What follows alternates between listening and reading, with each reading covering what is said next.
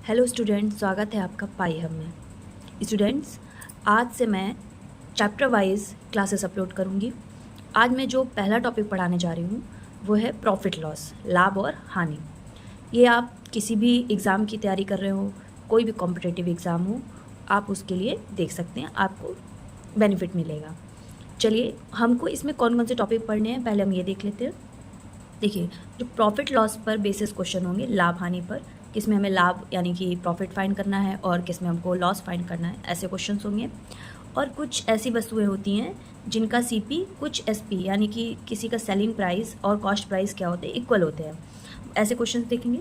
और दो वस्तुएं अगर समान विक्रय मूल्य पर बेची जाती हैं, मतलब जो उनका सेलिंग प्राइस होता है वो सेम होता है, ऐसे क्वेश्चंस देखेंगे। एंड जब हमारा सीपी और एसपी में चेंज किया जाता है तब ऐसे क्वेश्चंस को हम लोग देखेंगे। और जब मूल्य यानी कि चाहे वो क्रय मूल्य यानी कि हमारा कॉस्ट प्राइस हो या फिर सेलिंग प्राइस यानी कि विक्रय मूल्य हो, तो उसमें कमी या बढ़त होने पर उसकी मात्रा या संख्या बढ़ या घट जाती है, तो ऐसे क्वेश्चंस को हम कवर करेंगे। ये आपके एग्ज़ाम में पूछे जाते हैं। चलिए, पहले कुछ बेसिक चीज़ें समझते हैं हम लोग। अगर हम बेसिक चीज़ों की बात करें तो देखिए, हमारा जो प्रॉफिट लॉस है, प्रॉफिट क्या है। देखिए, हम लोग सामान या तो खरीदते हैं या बेचते हैं। तो अगर हमने सामान को खरीदा है, खरीदा हुआ जो सामान होता है उसको हम लोग बोलते हैं कॉस्ट प्राइस। कॉस्ट प्राइस को हिंदी में क्रय मूल्य बोला जाता है, क्रय मूल्य। इसको हम शॉर्ट में सीपी भी राइट कर सकते हैं। अगर आपने सामान को बेचा, उसी सामान को बेचा, तो इसको हम लोग बोलते हैं सेलिंग प्राइस। आपने सामान को कितने में बेचा वो हमारा क्या होता है, सेलिंग प्राइस। और इसको हम लोग कहते हैं विक्रय मूल्य। इसको कहते हैं हम लोग विक्रय मूल्य। आपने सामान को कितने में बेचा, इसको हम लोग शॉर्ट में एसपी भी कहते हैं।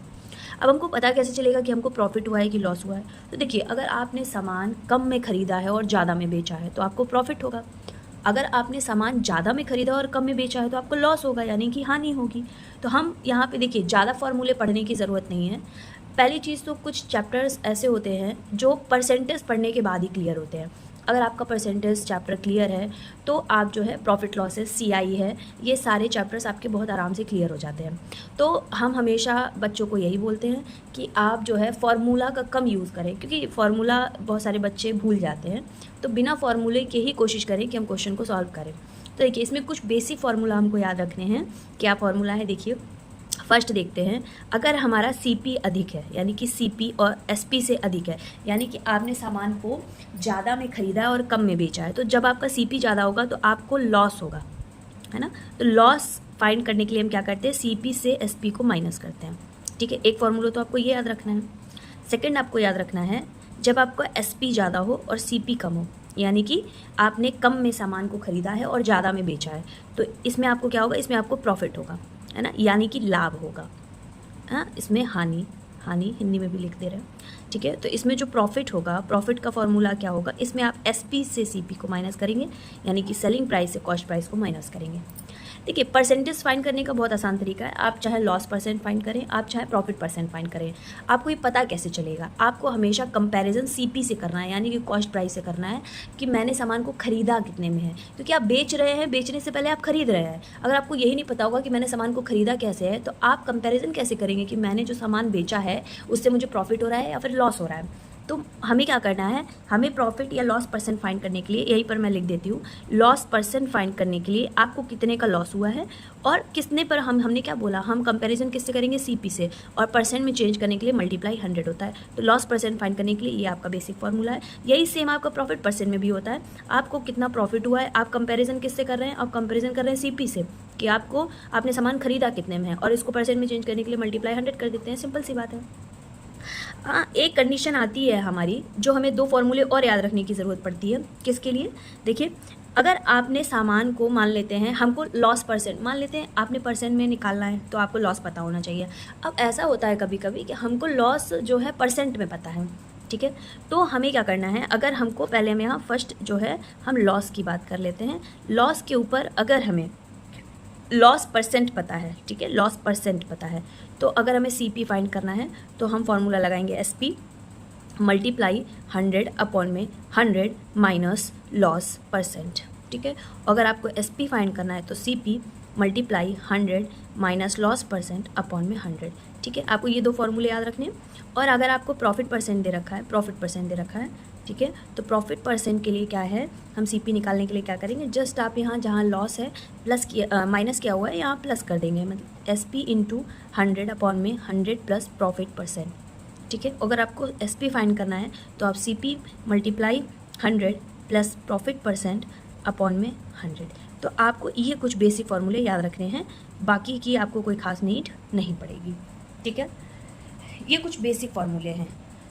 चलिए, इतना चीज़ आपको क्लियर है।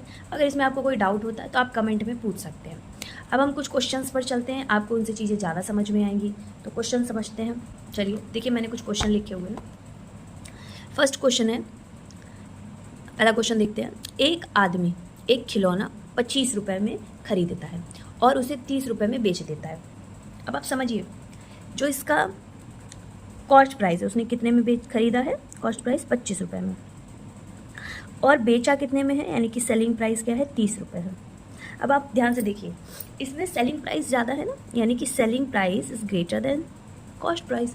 तो सिंपल सी बात है, उसको क्या हो रहा होगा, प्रॉफिट हो रहा होगा, ठीक है, प्रॉफिट हो रहा होगा। कितने का प्रॉफिट हो रहा होगा, प्रॉफिट कितने का हो रहा होगा, यानी कि हमें एसपी से सीपी माइनस करना है, यानी कि 30 माइनस 25, यानी कि उसको 5 रुपीज़ का क्या हो रहा है, प्रॉफिट हो रहा है, ठीक है। अब आप देखिए, उसने प्रतिशत पूछा है, अब प्रतिशत में आप प्रॉफिट परसेंट फाइंड कर लीजिए। आपको प्रॉफिट पता है 5, कंपैरिजन हमें 25 यानी कि सीपी से करना है, और परसेंट में चेंज करने के लिए मल्टीप्लाई 100 करना है। आप काट दीजिए, 20% उसको क्या हुआ है, प्रॉफिट हुआ है। चलिए नेक्स्ट क्वेश्चन पे चलते हैं। नेक्स्ट क्वेश्चन हमारा क्या कह रहा है, देखिए ध्यान से देखिएगा। ये क्वेश्चन देखिए, मैंने इसलिए यहाँ लिख दिया है, सीजीएल में आया हुआ है, 2015 में ये क्वेश्चन आया हुआ है, और ऐसे क्वेश्चन ज़्यादातर कॉम्पिटिटिव एग्जाम में पूछे भी जाते हैं। देखिए क्या है, कह रहा है यदि चावल को 54 रुपीज़ प्रति किलोग्राम की दर से बेचा जाता है तो उसे 10% की हानि होती है, ठीक है।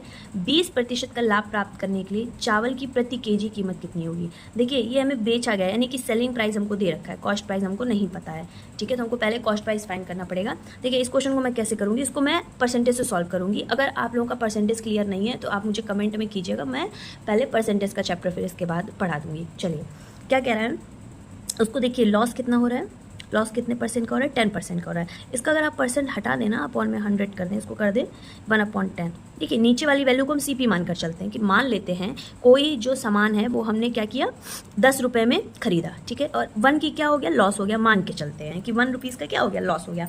तो मान लीजिए कि उसका फिर उसने बेचा कितने में, यानी कि एसपी कितना होना चाहिए, 10 - 1 इंटू इक्वल में 9 होना चाहिए। हमारे हिसाब से तो एसपी 9 होना चाहिए, इनके हिसाब से एसपी कितना है, 54 है। अब फाइंड कर लेते हैं। देखो सीपी कितना है, 10 है। हमको जब एसपी पता है 9, और ये किसके इक्वल हो जाएगा, 54 के इक्वल हो जाएगा। तो मैं लिख देते हैं 9 किसके इक्वल है, 54 रुपीज़ के इक्वल है। 1 की वैल्यू आप फाइंड कर लीजिए, 54/9 6।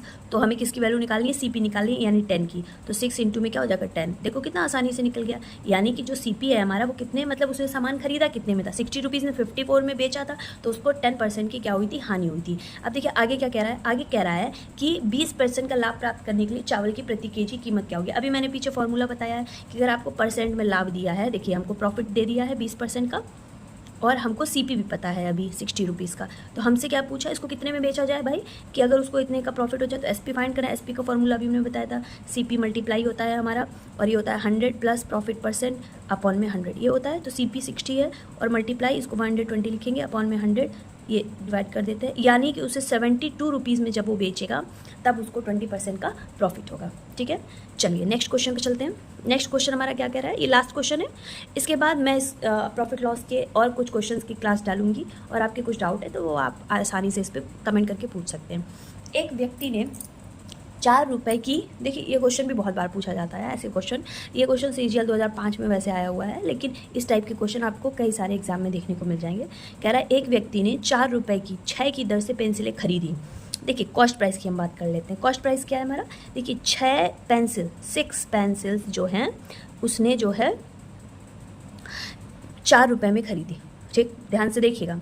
और हम सेलिंग प्राइस की बात कर लेते हैं। कह रहा है, देखो क्वेश्चन हमेशा ऐसे सॉल्व कीजिए ताकि आपको एग्जाम में टाइम बहुत कम मिलता है, तो कम समय में क्वेश्चन सॉल्व हो जाए, ठीक है, बहुत डिटेल में जाने की ज़रूरत नहीं है। सेलिंग प्राइस की बात करें तो उसने 4 पेंसिल्स जो हैं वो 6 रुपये में बेची हैं, ठीक है। देखिए हमको यहाँ पे क्या करना है, देखिए 6 पेंसिल आखिर उसने खरीदी हैं तो 6 ही तो बेचनी चाहिए ना। अब हम बात करते हैं कि मान लेते हैं कि हम पेंसिल्स को इक्वल कर लेते हैं, कि भाई उसने जितनी खरीदी उतनी ही बेची है। तो यहाँ देखिए इक्वल करने के लिए हम किसका मल्टीप्लाई कर दें, इन दोनों का एलसीएम जो होगा 12 होगा, ठीक है। तो हम इसमें 2 का मल्टीप्लाई कर देते हैं, इसमें 3 का कर देते हैं। तो इसमें भी तो करेंगे भाई, ये भी इसके साथ है। हम यहाँ पर क्या करेंगे, यहाँ पर हो जाएगा 2 का और यहाँ हो जाएगा 3 का। तो अब देखिए हमारा जो नया बनेगा CP क्या बनेगा हमारा, जो हमारा बनेगा 12 पेंसिल्स। 12 पेंसिल्स कितने की हुई, 8 रुपीज़ की, ठीक है। और यहाँ SP को देख लेते हैं, 4 3 जा 12, मतलब 12 पेंसिल्स हुई हमारा कितने का, 18 रुपीज़ का। अब देखिए हमको यहाँ पे हमारा जो पेंसिल है वो इक्वल हो गया है।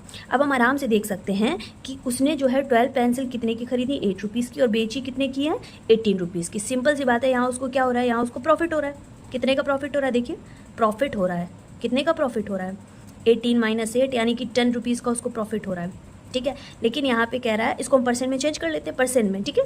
परसेंट में क्योंकि इसकी वैल्यू आएगी, तो देखिए प्रॉफिट कितने का हुआ, 10 का।